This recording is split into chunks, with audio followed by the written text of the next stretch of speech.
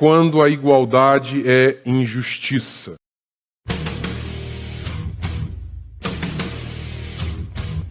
Foi aprovado o aborto na Argentina.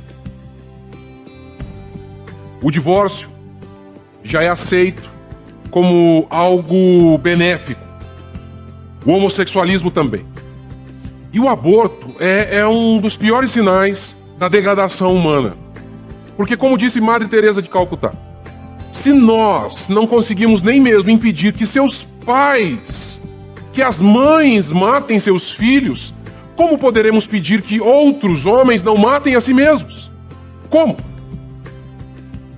Isso é um sinal claro de decadência absurda o que nós estamos vendo. E há muitas explicações para isso, muitas. Você percebe essa degradação no quesito moral e em tudo regrediu. Há um retrocesso em todas as áreas da existência humana. Olhe, por exemplo, para a arte. Eu li há um tempo um estudo sobre como que a música ela regrediu. E não falando apenas de letra, não. Como que os arranjos ficaram pobres. A quantidade de notas inseridas infinitamente menor. Ora, você pode notar isso também na educação.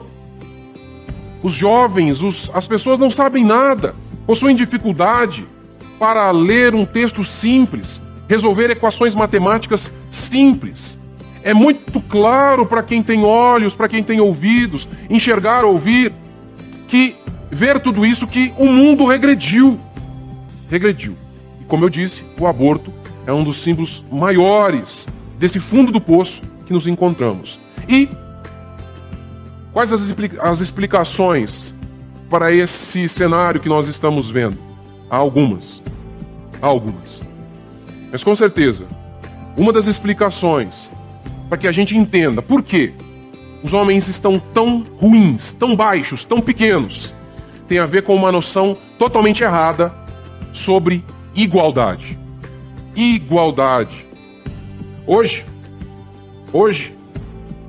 há uma eliminação da ideia de que devemos elevar os homens grandes.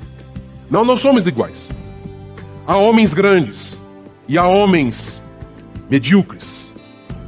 Há homens nobres de caráter e há plebeus, homens insignificantes. Não somos iguais. Podemos ser iguais em valor diante de Deus, mas as pessoas são diferentes. Mas isso explica e muito, porque os homens são tão pequenos hoje. Nós conseguimos igualar e tornar todo mundo anão. Primeiro, então, eu não quero que você pense que, ao falar disso aqui, eu estou falando de um conceito filosófico, abstrato e longe, distante de sua realidade. Não, eu vou elaborar alguns conceitos aqui, mas calma aí que você vai ver uma aplicação muito prática e direta na sua vida. O que é igualdade? Igualdade é o direito de ser julgado pelos seus atos. Isso é igualdade. Não pela cor da pele ou por sua classe social, mas com base naquilo que você fez. Foi isso que Martin Luther King disse. Eu tenho um sonho de que meus 4 filhos viverão um dia em uma nação onde não serão julgados pela cor da pele, mas pelo teor do caráter. Isso é justiça. Em grande parte da história humana, a regra sempre foi a aristocracia, a monarquia, onde havia uma classe nobre e o povo. Mas, infelizmente, como tudo decai, como o homem é mau, muitas e muitas vezes a nobreza, que é uma coisa boa, onde os líderes, os mais capazes estavam ali, isso vai regredindo, e ao invés de esses homens existirem e estarem numa posição porque eles são mais capazes, mais habilidosos, eles estão ali justamente porque têm um nome, e não porque são capazes, não porque são hábeis. E vai se distorcendo essa ideia de nobreza, de uma elite. Mas durante toda a história humana, A grande parte do governo humano sempre foi aristocrático ou monárquico. A república é uma coisa muito moderna, muito nova, apesar de já existir lá na Grécia. A república, como nós mesmos conhecemos, se desenvolvendo assim, começa principalmente nos Estados Unidos, principalmente ali na América. Mas essa ideia aristocrática sempre existiu. Mas o pecado entra e transforma isso em privilégios errados. O racista, ele acredita que a cor determina se a pessoa pode estar em certas posições ou não. Isso é um absurdo. Isso é privilégio, isso é desigualdade. Por outro lado, a gente lembra, por exemplo, da Revolução Puritana. O parlamento britânico estava em guerra com a coroa. E aí, o grupo do parlamento estava perdendo. E então, Oliver Cromwell, ele chega e ele decide tomar algumas atitudes que vão revertendo a guerra. Uma delas é que no exército, apenas pessoas nobres com títulos costumavam ter os cargos de oficiais. E ele mudou isso. Não. Quem for bom terá o cargo de oficial. E esse foi um dos elementos mais importantes para que ele mudasse a guerra. Estaria nos altos cargos aquele que tivesse mérito.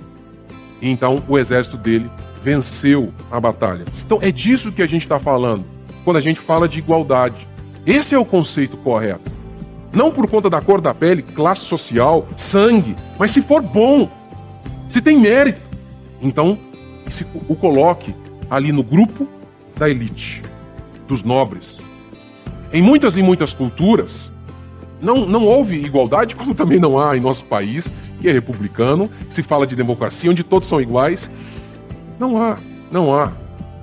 Sempre houve dois padrões para julgar os nobres e o povo. Na Revolução Francesa, por exemplo, na França, o pobre, a pena de morte para o pobre, ele era esquartejado, era assim um negócio cruel. Para os nobres havia um tratamento diferente. E aí veio a famosa guilhotina, matando tanto o rei quanto o plebeu na guilhotina. Mas é isso. O máximo que a esquerda consegue fazer em se tratando de igualdade é isso. É a igualdade do caos, da miséria, da morte, não para construir alguma coisa boa. Durante a Revolução Industrial, os produtos diminuíram muito de preço. O algodão caiu 90% e agora roupas que eram apenas da elite, da nobreza, estavam sendo vistas nos corpos de muitos pobres. Por isso, muitos nobres começaram a ficar muito emburradinhos. Eles não queriam isso. A marquesa de Newcastle lamentava que pessoas não nobres tinham tapete em casa agora. O tapete era algo caro, apenas os nobres tinham, mas porque caiu de preço, os pobres, aqueles que não vinham de linhagem azul, de sangue azul, estavam tendo tapetes em casa. E ela criticou isso. Ela disse o seguinte: as pessoas deveriam viver de acordo com a sua posição, não de acordo com a sua riqueza. Não interessa se você tem dinheiro, seu burguês. Você não tem sangue azul, você não deve ter um tapete em sua casa. Esse conceito é um absurdo. Isso é ridículo. Isso é absurdo. E foi com base nisso que muitos republicanos basearam sua ideia de república, como, por exemplo, os Estados Unidos. Realmente, isso é um absurdo. Entretanto, a ideia republicana de que todo mundo é igual era um anseio de acabar com a nobreza e todo mundo se tornaria igual. Porém, os privilégios continuaram. No Brasil, por exemplo, em 1889 foi proclamada a República. Agora não teríamos mais amigos dos reis, aqueles que seriam privilegiados por serem amigos do rei. Não, tivemos. Deodoro da Fonseca concedeu um porto para um amigo seu a juros privilegiados, simplesmente por ser seu amigo. Porto das Torres. Em 23 de dezembro, o governo republicano, que agora dizia que todo mundo era igual, baixou um decreto proibindo jornalistas de se opor ao regime. Ou seja, mudou o regime, o discurso era de que não haveria mais essas desigualdades.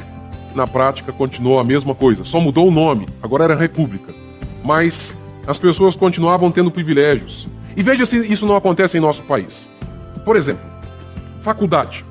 Se o cara tem faculdade, ele tem direito a uma cela especial. Espera aí, ele é um criminoso. E justamente por ter feito faculdade, talvez até um pouco mais privilegiado que outros, é aí que ele deveria ser muito mais punido. Não, ele tem uma cela especial. No Brasil, e isso é fato, quanto mais dinheiro a pessoa tem, maior a possibilidade de ela se ver livre de uma pena, porque ela consegue fazer muitos e muitos recursos, de tal maneira que chega uma hora que já caducou, já não tem mais como prender o rico, e ele está fora. Mas o pobre, não tendo todos esses recursos, ele é tratado de uma maneira diferente. Não somos tão iguais assim. E um exemplo clássico de que há uma distorção disso são os políticos que, ao serem julgados, eles têm foro privilegiado. Foro privilegiado. Não somos iguais.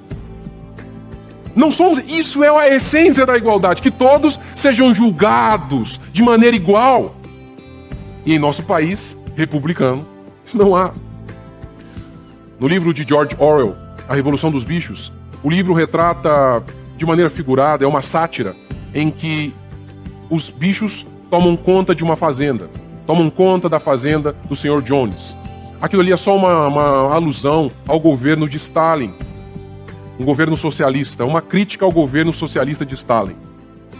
Então, os bichos prometeram que, se eles tomassem o poder, tudo seria distribuído de maneira igualitária. O Sr. Jones, que costumava ficar com tudo, isso não aconteceria mais. Todo mundo receberia a sua porção de maneira igual. Entretanto, os porcos líderes da revolução, quando as pessoas, os bichos, começaram a notar que o leite e a maçã haviam desaparecido. Por quê? Porque só os porcos estavam tendo o privilégio de ter leite e maçã. E eles responderam. Ora, cientificamente eles disseram, havia uma base científica para afirmar que os porcos precisavam de leite e de maçã.